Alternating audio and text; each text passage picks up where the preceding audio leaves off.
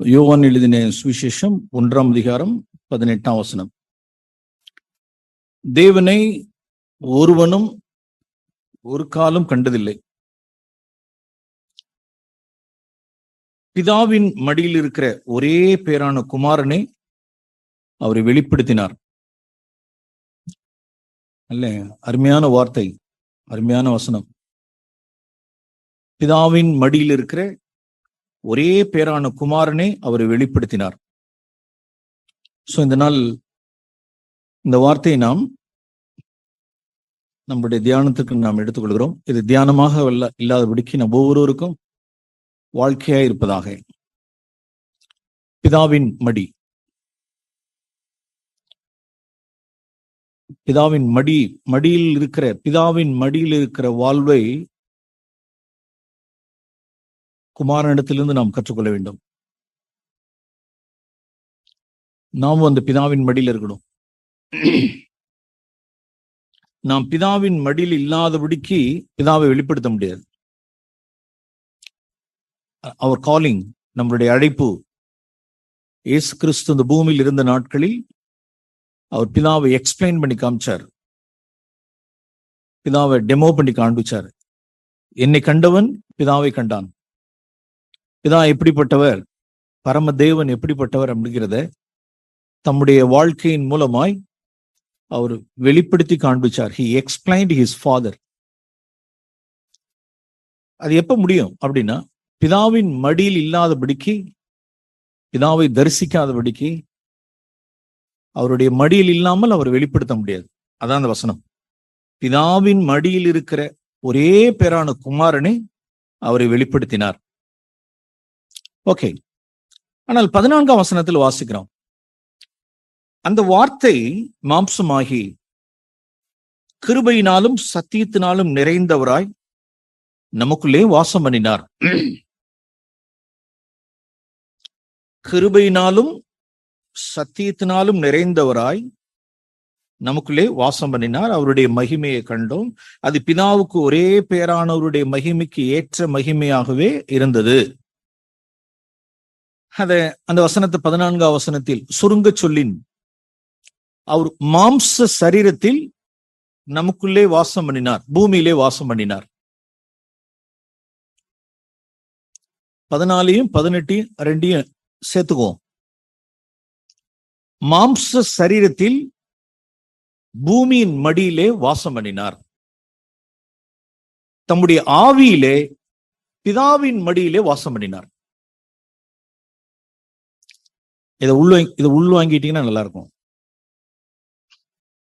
அவர் 33 ஆண்டுகள் இந்த பூமியில் இயேசு அவர் இருந்த நாட்களில், அவர் மாம்ச சரீரத்தில் இருந்த நாட்களில் பூமியின் மடியில் வாசம் பண்ணினார், பூமியிலே வாசம் பண்ணினார். ஆனால் தம்முடைய ஆவியில் நாம யோசிப்போம், அதை விட்டுட்டு வந்துட்டார் அப்படின்னு. எஸ், தேவத்துவத்தினுடைய அந்த அவருக்கு இருந்த சகலமும் எல்லாவற்றையும், தேவத்துக்கு எடுத்த காரியங்களை எல்லாம் என்ன செஞ்சிட்டார் அப்படின்னா எம்டி பண்ணி, தம்மை வெறுமையாக்கி, அடிமையின் கோலம், மனுஷ ரூபம் ஆகியும்படிக்கு பரலோகத்தை விட்டு தொடர்ந்து பூமியிலே அவர் வந்திருந்தாலும், சரீரத்திலே அவர் வாசம் பண்ணினாலும், யோவான் 10:30 திருப்ப வேண்டாம், யோவான் 10:30 என்ன சொல்கிறது என்றால், நானும் என் பிதாவும் என்னவாயிருக்கிறோம், ஒன்றாயிருக்கிறோம். எது மேன்மை அப்படின்னா, பரலோகத்தில் இருந்த பொழுது நானும் என் பிதாவும் ஒன்றாயிருக்கிறோம் அப்படிங்கிறது, அந்த மேன்மையை விட பூமியில இறங்கி மாம்ச சரீரத்துல இருந்து தம்முடைய ஆவியிலே பிதாவுனுடைய மடியிலேயே இருந்து வாசம் பண்ணி நானும் என் பிதாவும் ஒன்றாயிருக்கிறோம்னு சொல்றது குளோரி. அல்லது இன்னும் அதை விட இன்னொரு மேன்மையை சொல்லுகிறேன். கொஞ்ச நாட்களாய் நாம் இந்த நாட்கள்ல அவர் சந்திப்புடன் அதிகமாய் சொல்லுவார். ஒரு முறைக்கு 2 முறை நம்ம மத்தியில அவருடைய வார்த்தை வந்தது, இந்த பிள்ளைகளுக்குரியதான தேவ தூதர்கள் என் பிதாவுனுடைய சமூகத்தை தரிசிக்கிறார்களே அப்படின்னு. எஸ், அவர்கள் எங்கதான் இருக்காங்க அப்படின்னா அவர் பரலோகத்துக்குரிய தூதர்கள் எங்கதான் இருப்பாங்க அப்படின்னா, பரலோகத்தில் பிதாவினுடைய முகத்தை தரிசித்துக் கொண்டுதான் இருப்பார்கள். அதை விட எது மேன்மை என்னவென்றால், பரலோகத்தை விட்டு இறங்கி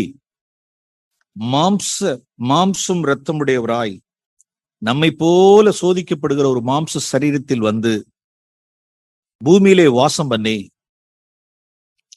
தம்முடைய ஆவியில் பிதாவினுடைய மடியிலே இருந்தார்ல, அங்க பிதாவின் மடியில இருந்து பிதாவையே தரிசித்து கொண்டு பிதாவை பார்த்து கொண்டே இருந்து பிதாவினுடைய சத்தத்தை கேட்டு பிதாவை எக்ஸ்பிளைன் பண்ணி டெமோ பண்ணி ஒரு வாழ்க்கையை முடிச்சிட்டார். Praise the Lord. என்ன வாழ்க்கை பாருங்க. he explained his father. அங்க இல்லாம என்ன செய்ய முடியாது அப்படின்னா, அவரை தரிசிக்காம இன்னொரு இடத்துல இப்படி கூட வாசிக்கிறோம் வேதத்துல, குமாரன் பிதாவானவர் செய்ய காண்கிறதை அன்றி வேறு ஒன்றையும் தாமாய் செய்ய மாட்டார், தாமாய் பேச மாட்டார். பிதா என்ன சொல்றார், பிதா என்ன பேசுறார், அவருடைய சத்தம் என்ன செய்ய சொல்றார், அதான் அவருடைய வாழ்க்கை. பிரியமானவர்களே, இப்ப இது குமாரனுக்கு அப்படின்னா இல்ல நமக்கும் இப்படி வாசிக்கிறோம். இது குமாரனை குறித்த காரியம். ஓகே, இப்ப நான் நம்மளுடைய குறித்த காரியத்தை வாசிப்போம். எபேசிற்கு எழுதின நிருபம் 2ஆம் அதிகாரம். எபேசிற்கு எழுதின நிருபம் 2ஆம் அதிகாரம்.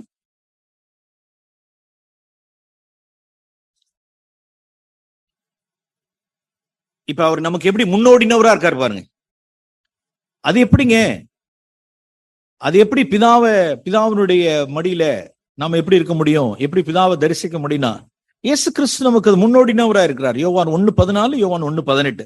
இப்ப எபேசிற்கு எழுதின நிருபம் 2ஆம் அதிகாரம் 5ஆம் வசனம்.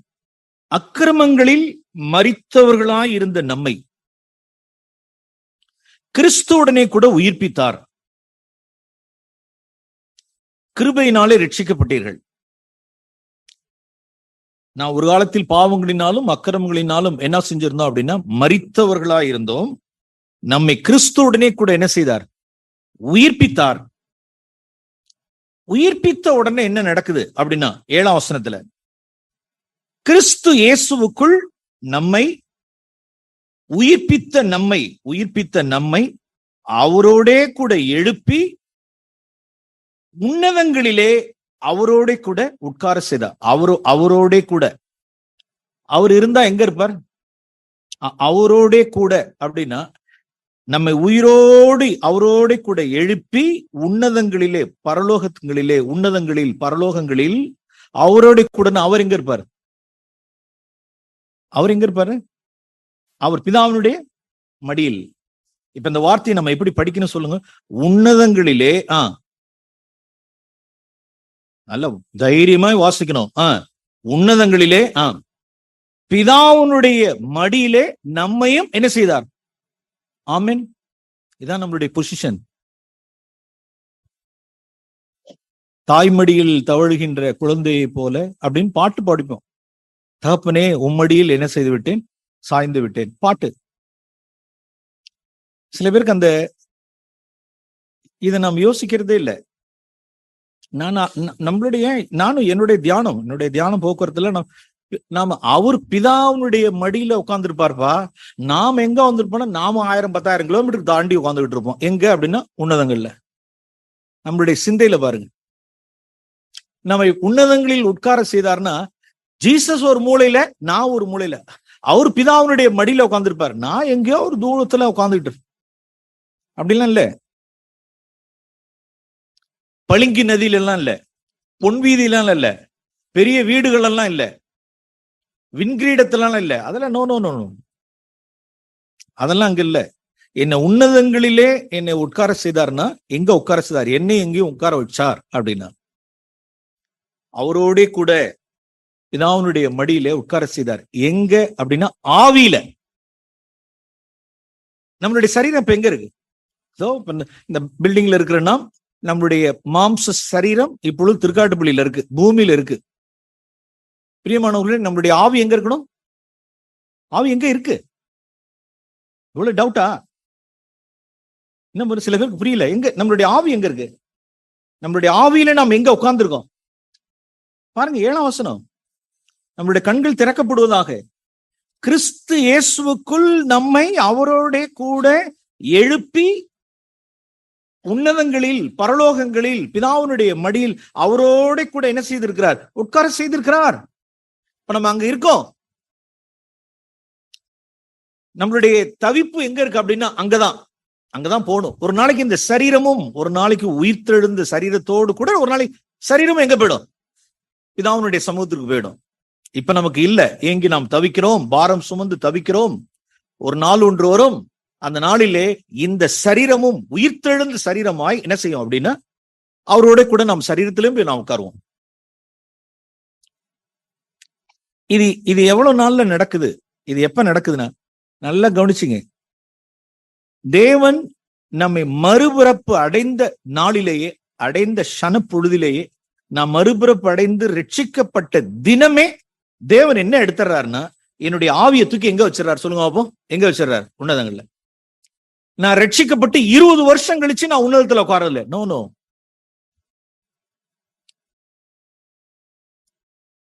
இப்ப நீ எங்க இருக்க? ஒரு சகோதரனையோ ஒரு சகோதரியோ ரட்சிக்கப்பட்டவங்களே இப்ப ஞானஸ்தானம் எடுக்கிறாங்க. ஒருத்தர் மறுபிறப்பு அடைந்து ஞானஸ்தானம் எடுத்தார். சிஸ்டர், பிரதர், அரிமான வாலிபனே, இப்ப நீ எங்கப்பா இருக்க அப்படின்னு கேட்டா, பிரதர், இவ்வளவு நாள் வரைக்கும் நான் என்ன அக்கிரமங்களினாலும் பாவங்களினாலும் மரித்து இந்த பூமியில கிடந்தேன். இப்ப என்னுடைய சரீரம் தான் இங்க இருக்கு. தேவன் என்ன உன்னதத்துல உட்கார வச்சுட்டார் brother. Praise lord brother. That is understanding, clear understanding. ஒவ்வொருவருக்கும் இது ஒரு வெளிப்பாடா இருக்கணும். என்னுடைய சரீரம் இங்க, என்னுடைய ஆவில அங்க. இதுக்கு முன்னோடினவர் இயேசு. அவர் மாம்ச சரீரம் உடையவராய் பூமியிலே நமக்குள்ளே பூமியிலே வாசம் பண்ணினார். தம்முடைய ஆவியிலே பிதாவினுடைய மடியில இருந்து ஆவியிலே தனக்கு முன்பாக பிதாவை நிறுத்தி, தன் கண்ணுக்கு முன்னாக அவரை நோக்கி நிறுத்தி அவரையே தரிசித்து கொண்டு அவருடைய சித்தம் செய்து அவருடைய சத்தத்தை கேட்டு அவரை எக்ஸ்பிளைன் பண்ணிட்டே இருந்து வாழ்க்கையை முடிச்சிட்டார். இப்ப நமக்கு அதே வாழ்க்கை. அக்கிரமங்களினாலும் பாவங்களினாலும் மரித்தவர்களாய் இருந்தோம், பூமியிலே கிடந்தோம், மண்ணுக்குரியவர்களாய் இருந்தோம். தேவன் நம்ம உயிர்ப்பித்தார். உயிர்ப்பித்த அன்றைய தினமே தூக்கி நம்மள எங்க உட்கார வச்சிட்டார் அப்படின்னா அவரோட கூட எழுப்பி பிதாவில் உட்கார செய்தார். அப்ப நம்மளுடைய வாழ்க்கை இந்த பூமிக்குரிய வாழ்க்கையே கிடையாது. அந்த வானகத்தில் உட்கார்ந்து இருக்கிற வாழ்க்கை குறித்து நான் அப்புறம் சொல்றேன். ரெண்டாவதா சொல்றேன். முதல்ல பிதாவினுடைய மடியில உட்கார்ந்து இருந்த இயேசுனுடைய வாழ்க்கையை கொஞ்சம் பார்ப்போம். பிதாவின் மடி. இந்த நாள் நம்முடைய தியானம் பிதாவின் மடி. மத்தேயு எழுதின சுவிசேஷம் ஒரு 2-3 காரியங்கள் என்னன்னு சொல்றேன். பிதாவின் மத்தேயு எழுதின சுவிசேஷம் 27ஆம் அதிகாரம். நீங்க இன்னும் நிறைய விஷயங்களை நாம் 4 சுவிசேஷங்களை ஜீசஸனுடைய லைஃப்ல அவர் வாழ்ந்தது அத்தனையுமே தம்முடைய ஆவியில பிதாவை தரிசித்து வாழ்ந்த வாழ்க்கை. மத்தேயு எழுதின சுவிசேஷம் 27ஆம் அதிகாரம் 12ஆம் வசனத்தில் இப்படி நான் வாசிக்கிறேன். 12-13 நான் வாசிக்கிறேன். பிரதான ஆசாரியரும் மூப்பரும் அவர் மேல் குற்றம் சாட்டுகையில் அவர் மாறுத்தரம் ஒன்றும் சொல்லவில்லை. ஓகே, அதை விட 13 தான் பியூட்டி. அப்பொழுது பிலாத்து கவர்னர் அவரை நோக்கி, இவர்கள் உன்மேல் எத்தனையோன்னு படிச்சிடக்கூடாது. படிக்கிறப்ப எத்தனையோ குற்றங்களை நோ, இவர்கள் உன்மேல் எத்தனையோ குற்றங்களை சாட்டுகிறார்களே. என்ன மேன், காதுல உழுவுதா இல்லையா? கேட்கிறியா இல்லையா? எல்லாம் கவனிக்கிறீங்களா? இவர்கள் உன்மேல் 1-2 கிடையாது, எத்தனையோ குற்றங்களை சாட்டுகிறார்களே. காதுல உழுவுதா உழுவுலையா? நீ அவையில கேட்கலையா? காதுல உழுவுலையா?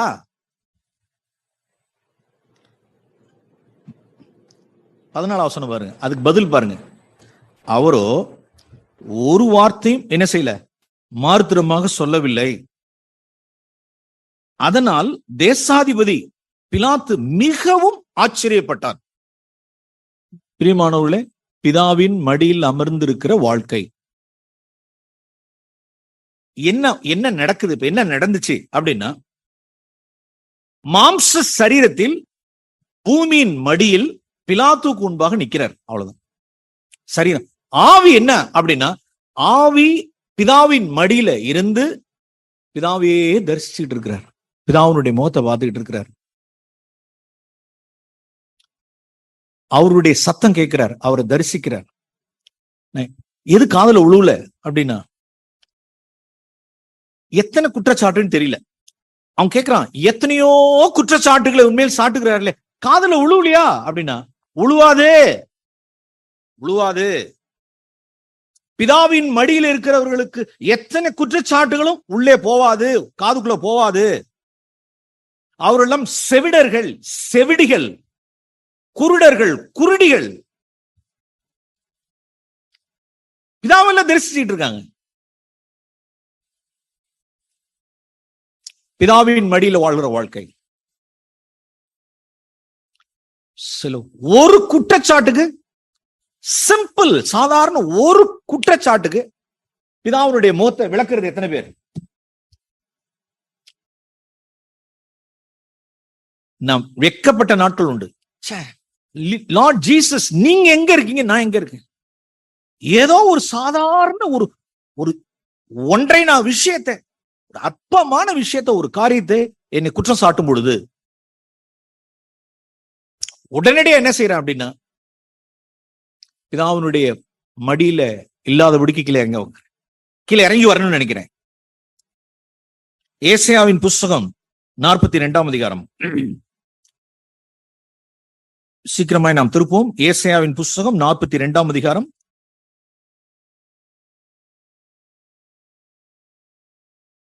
18ஆம் வசனத்துல முதல்ல யாருக்கு அழைப்பு வருகிறது பாருங்க.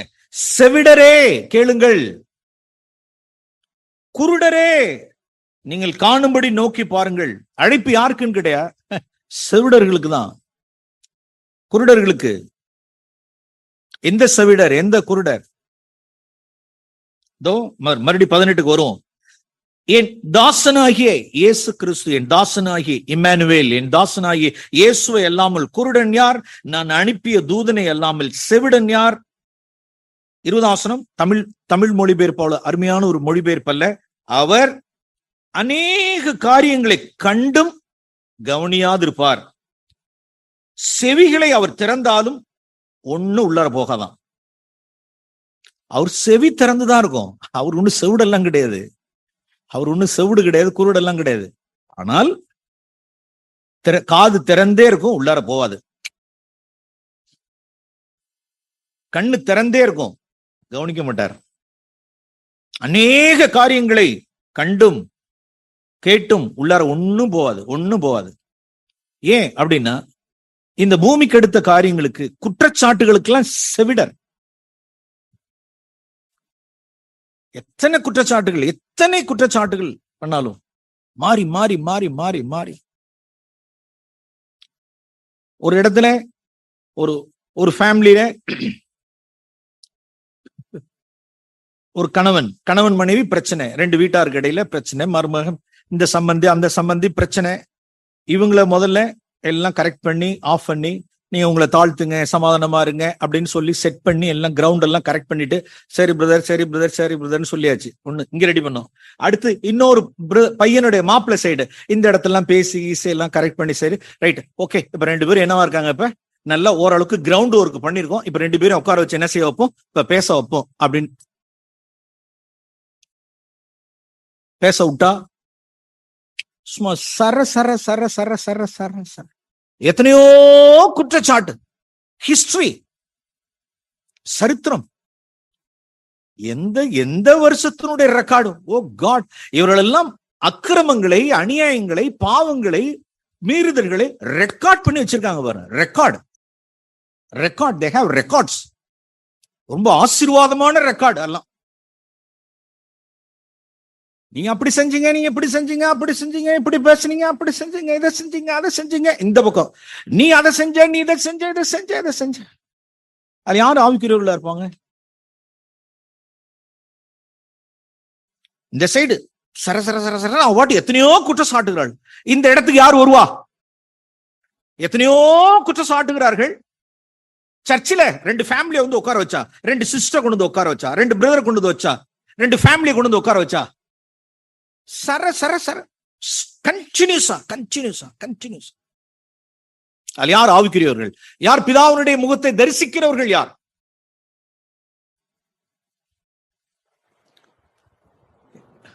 பிலாத்து கேட்கறது மேல ஒரு எல்டர் கேட்கிறார், என்னம்மா இவ்வளவு சொல்றாங்களே? சிலர்லாம் ரொம்ப ரொம்ப சூப்பர் ஸ்பிரிச்சுவல்.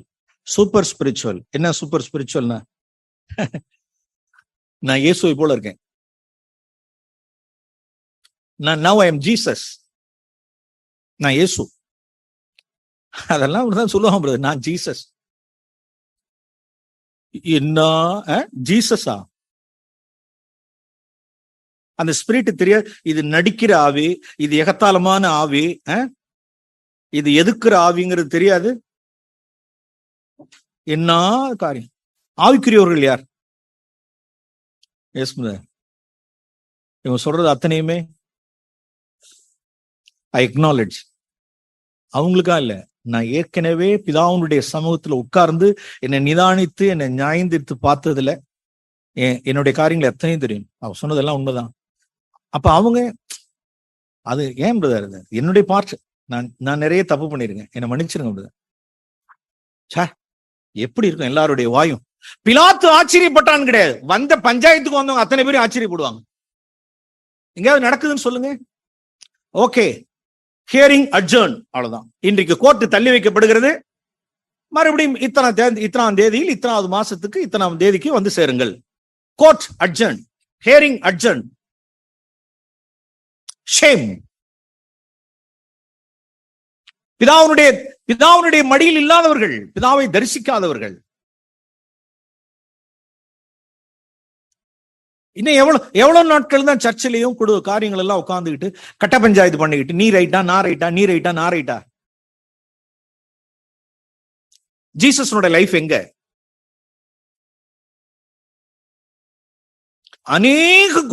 இத்தனையோ குற்றங்களை சாட்டுகிறார்களே, நீ கேட்கலையா?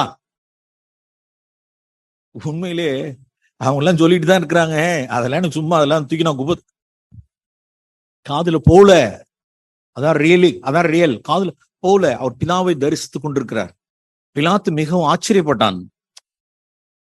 பிரியமானவர்களே, ஹெவன்லி லைஃப்.